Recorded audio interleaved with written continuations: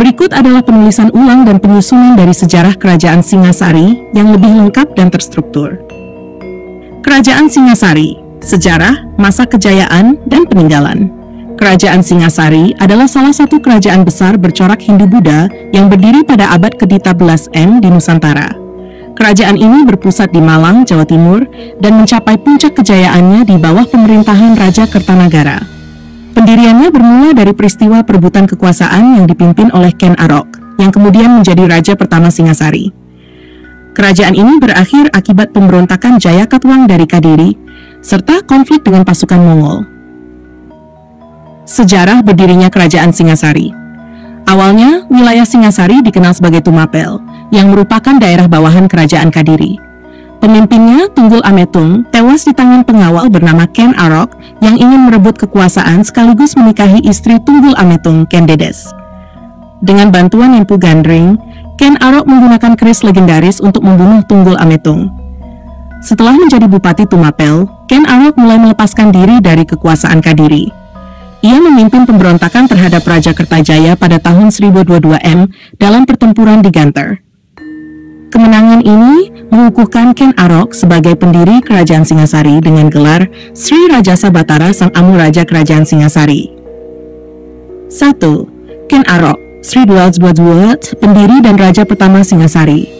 Ia menikahi Ken Dedes dan memiliki beberapa anak, termasuk Anusapati dan Tohjaya.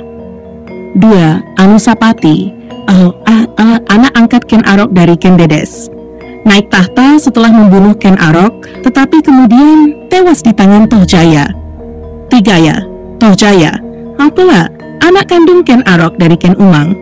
Pemerintahannya singkat karena dibunuh oleh Ranggawuni. 4. Ranggawuni, ini dua anak Anusapati yang memerintah dengan damai bersama Mahesa Cempaka. 5. Wisnuwardana, anak Ranggawuni yang dikenal religius dan mendirikan Candi Jago. 6. Kertanagara, raja terakhir Singasari yang membawa kerajaan mencapai puncak kejayaan. Ia memperluas wilayah melalui berbagai ekspedisi militer. Masa kejayaan Kerajaan Singasari. Masa kejayaan Singasari berlangsung di bawah kepemimpinan Kertanagara. Beberapa pencapaiannya meliputi ekspedisi Pamalayu bertujuan memperluas pengaruh ke Sumatera dan mengamankan perdagangan dari ancaman luar, termasuk Mongol. Ekspedisi Dwi Pantara untuk menaklukkan wilayah-wilayah Nusantara lainnya seperti Bali, Kalimantan, dan Maluku. Hubungan diplomatik, Kertanagara menolak utusan Mongol yang menyebabkan konflik dengan pasukan Kubilai Khan.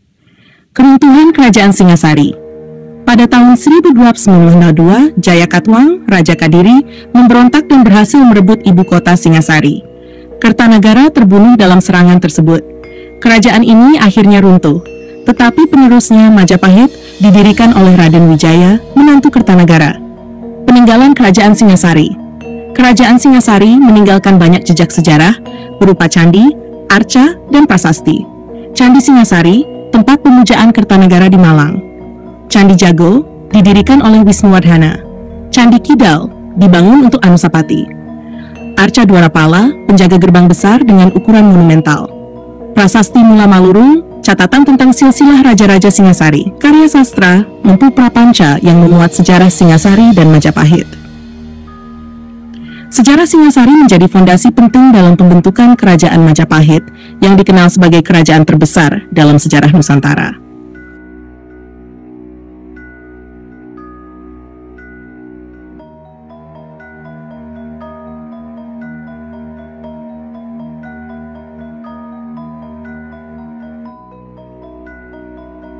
Ranggalawe adalah salah satu tokoh penting dalam sejarah kerajaan yang menjadi cikal bakal Majapahit.